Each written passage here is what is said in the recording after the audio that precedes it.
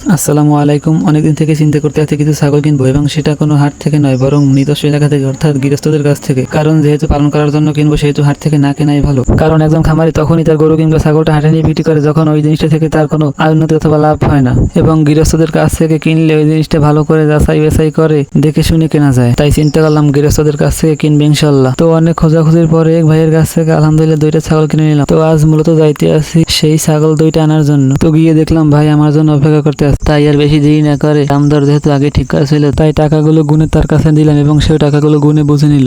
2টা ছাগলের ভিতরে একটি ছাগল প্রেগনেন্ট ছিল এবং আরেকটির সাথে একটি ছোট বাচ্চা ছিল।